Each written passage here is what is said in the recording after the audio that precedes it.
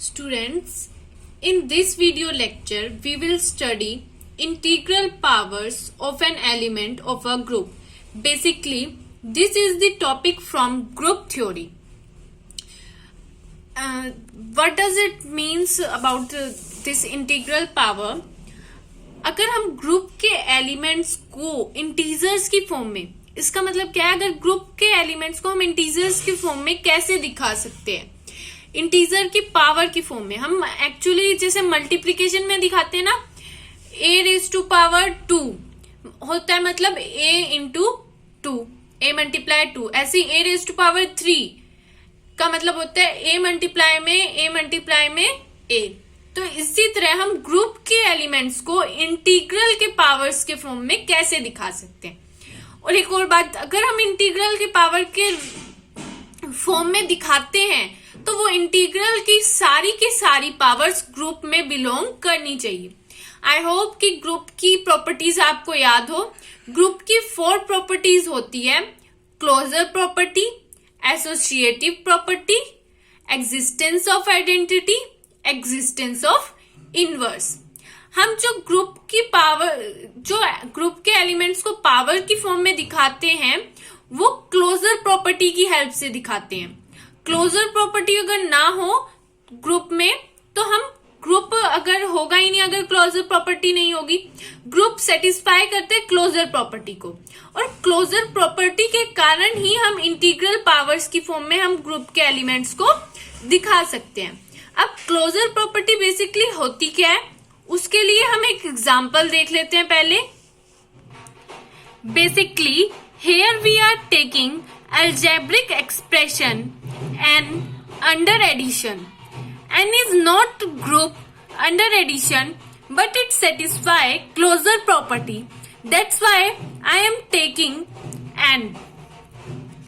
N is the set of all natural number. n अगर हम इसका कार्टेशियन प्रोडक्ट ले, मैंने कार्टेशियन प्रोडक्ट के फॉर्म में दिखाया है यहाँ पे, क्योंकि I am taking a pair from natural numbers. तो n जो है एडिशन के अंदर सेटिस्फाई करता है क्लोजर प्रॉपर्टी को. कैसे करता है, मान लो कि अगर हम 2 एलिमेंट्स लें नेचुरल नंबर से, 2 और 4, दोनों n के एलिमेंट्स है, 2 भी n में है और 4 भी n में है, और 2 और 4 में एडिशन की लगाएं, 2 + 2 क्या आएगा, 6 आएगा. 6 भी n में ही बिलोंग करेगा. अगर 6 n में बिलोंग नहीं करता तो n क्लोजर प्रॉपर्टी को सेटिस्फाई नहीं करता. लेकिन जो भी हम एडिशन करके कोई भी 2 नेचुरल नंबर का हम एडिशन करेंगे कोई भी, तो वो भी एक नेचुरल नंबर ही आता है. That's why it satisfy closure property. अब ऐसे ही अगर हम 2 ले लें, 2 भी एक नेचुरल नंबर है, और 2 बार 2 ले लें तो 2 दोनों नेचुरल नंबर है, तो 2 + 2 क्या हो जाएगा, 4 हो जाएगा. तो 4 भी एक नेचुरल नंबर ही आएगा. Basically what does it mean, closure property में अगर हम कोई भी 2 एलिमेंट लें सेट के, अगर उन पे ऑपरेशन लगाए, बाइनरी ऑपरेशन, वो कोई भी ऑपरेशन दिया हो हमें, मल्टीप्लिकेशन, एडिशन, कोई भी ऑपरेशन अगर वो करें, तो वो जिस सेट के एलिमेंट्स हैं उसी सेट में उसका बाइनरी ऑपरेशन लगाने के बाद आंसर आ रहा है, तो इसका मतलब वो जो सेट है वो क्लोजर प्रॉपर्टी को सेटिस्फाई कर रहा है. कि अगर कोई हम ऑपरेशन लगाएं, और अब जैसे नेचुरल नंबर, कोई भी 2 नेचुरल नंबर ले लो, अगर उन पे एडिशन करते हो कोई भी 2 नेचुरल नंबर की, वो हमेशा ही नेचुरल नंबर देंगे. ऐसा नहीं होगा कि आप एडिशन कर रहे हो 2 नेचुरल नंबर की, a + b, तो वो इंटीजर दे दे, माइनस में आंसर दे दे. ना ही ऐसा होगा कि वो रैशनल दे दे. एडिशन के अंदर नेचुरल नंबर की एडिशन हमेशा नेचुरल नंबर ही आएगी. तो ये क्या होती है, क्लोजर प्रॉपर्टी. तो natural number under addition satisfy करते हैं क्लोजर प्रॉपर्टी को. अब देखो, अब हमने क्या किया, 2 + 2 किया, क्या आया, वो 4 आया, वो भी एक नेचुरल नंबर है. अब हम 2 + 2 + 2 कर रहे हैं, तो 4 + 2 क्या आएगा 6, वो भी एक नेचुरल नंबर है। ऐसे ही 2 + 2 + 2 + 2 8, 2 + 2 + 2 + 2 + 2 10, मतलब कितने भी 2 प्लस कर लो वो सब क्या आएंगे, नेचुरल नंबर में ही आएंगे। तो हम इसे जब ग्रुप में लिखेंगे या फिर हम इसे इंटीग्रल पावर के रूप में जब लिखते हैं तो कैसे लिख देते हैं, 2⁻² लिख देंगे। बट एडिशन हो रहा है बीच में, ये ध्यान रखना। मल्टीप्लीकेशन ग्रुप थ्योरी में 2⁻² का मतलब मल्टीप्लीकेशन नहीं होता। जो भी आप बाइनरी ऑपरेशन लगा रहे हो वो उन दोनों के बीच में लगता है, इसका मतलब ये होता है। अब जैसे ये, इसको क्या लिख देंगे, 2 + 2 को 2⁻², 2 + 2 + 2 को 2⁻3, 2 + 2 + 2 + 2 को 2⁻4, 2 + 2 + 2 + 2 + 2 प्लस को 2⁻5, जितनी बार प्लस आएगा। और ये सब भी under closure property natural number में ही बिलोंग करेंगे। लेकिन ये ध्यान रखना, ग्रुप थ्योरी में कभी भी 2⁻² का मतलब 2 × 2 नहीं होता। हमें जो बाइनरी ऑपरेशन दिया होता है वो लगता है बीच में। जैसे यहाँ पे बाइनरी ऑपरेशन प्लस था तो हमने 2⁻² करके क्या लिखा है, 2 + 2। ऐसे यहाँ पे 2⁻3 था तो हम कैसे लिखेंगे, 2 + 2 + 2 + 2। मतलब जो भी बाइनरी ऑपरेशन दिया है वो लगेगा बीच में। तो इसका मतलब ऐसे हम दिखा सकते हैं। ऐसे ही अगर हमें इनवर्स दिखाना हो या आइडेंटिटी एलिमेंट दिखाना हो तो कैसे दिखाएंगे। अब हम एग्जांपल ले लेते हैं एक और। हमने लिया Z सेट ऑफ इंटीजर। तो Z under addition group form करता है, तो इसमें आइडेंटिटी भी मिलती है और इनवर्स भी मिलता है। Z का अंडर एडिशन आइडेंटिटी एलिमेंट होता है 0 और इनवर्स क्या होता है, इनवर्स होता है कोई भी दो एलिमेंट Z के अगर हम लें तो उनका एडिशन क्या आना चाहिए, 0 ही आना चाहिए। अब 2 का इनवर्स क्या होगा, 2 - 2 = 0। अब -2 + 2 = 0। यहाँ पे देखो 2 भी Z में बिलोंग करता है, एक इंटीजर है, -2 भी Z में बिलोंग करता है। तो 2 का इनवर्स क्या होता है, जो इसमें प्लस करके आइडेंटिटी देगा वो क्या आएगा, इनवर्स। 2 का इनवर्स यहाँ पे क्या हो जाएगा, -2 हो जाएगा। अब इनवर्स को हम कैसे, आइडेंटिटी एलिमेंट को हम कैसे दिखाते हैं, यहाँ पे जो ये 0 है ये क्या है, आइडेंटिटी एलिमेंट। अगर हमें आइडेंटिटी एलिमेंट दिखाना होगा इंटीग्रल पावर की फॉर्म में किसी भी ग्रुप का, वो कैसे दिखाएंगे।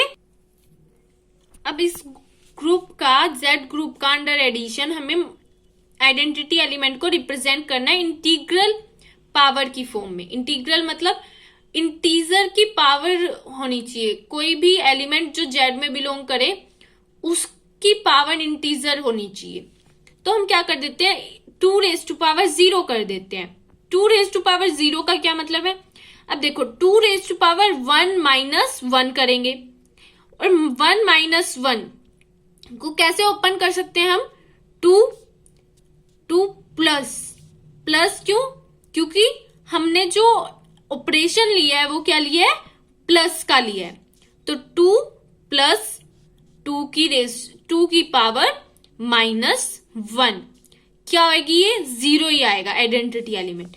तो 2 की पावर या फिर किसी भी इंटीजर की पावर, जो कि मतलब कोई भी एलिमेंट जो कि Z में है उसकी पावर अगर हम 0 कर देंगे, वो किसे रिप्रेजेंट करता है, वो आइडेंटिटी एलिमेंट को रिप्रेजेंट करेगा जो Z का होगा।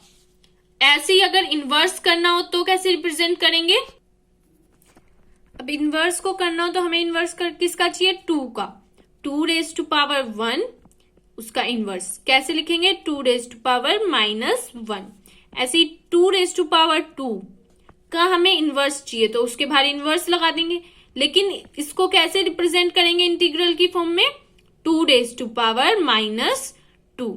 ध्यान से सुन लो कि यहाँ पे जो भी पावर्स आ रही है उसका मतलब ये नहीं है कि हम मल्टीप्लीकेशन करें। उसका मतलब ये है कि जो भी हमें बाइनरी ऑपरेशन दिया हुआ है उनके बीच में जितनी भी पावर उनके बीच में वो बाइनरी ऑपरेशन ऑपरेट किया जाए। हमने एक एग्जांपल देख लिया integral power of an element का। अब मैंने क्या कहा था, क्लोजर प्रॉपर्टी को सेटिस्फाई करना चाहिए। वो ग्रुप होगा तो क्लोजर प्रॉपर्टी को तो ऑब्वियस सी बात है सेटिस्फाई करेगा, आइडेंटिटी को भी सेटिस्फाई करेगा, ठीक है, और आइडेंटिटी भी होगी उसमें और इनवर्स भी एग्जिस्ट करता होगा। तो हम ग्रुप के सारे एलिमेंट को इंटीग्रल पावर की फॉर्म में रिप्रेजेंट कर सकते हैं।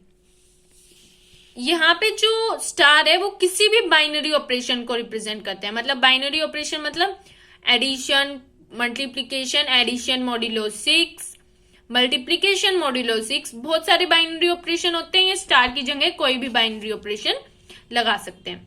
ए स्टार ए का मतलब ए का square, A raise to power 2, A star A raise to power 3, ऐसे ए स्टार एन टाइम्स कर देंगे तो उसका मतलब होगा a raise to power n are all element of G. ये सब क्या होंगे, एलिमेंट ऑफ जी होंगे सभी, किसके अंडर, क्लोजर प्रॉपर्टी के अंडर, क्योंकि ग्रुप जो है क्लोजर प्रॉपर्टी को सेटिस्फाई करता है, इसलिए ये सारे क्या करेंगे, ये जितनी भी हम ए की पावर कर दे, कितनी मर्जी कर दे, वो सारे जी के अंदर आएंगे ही आएंगे बाय क्लोजर प्रॉपर्टी।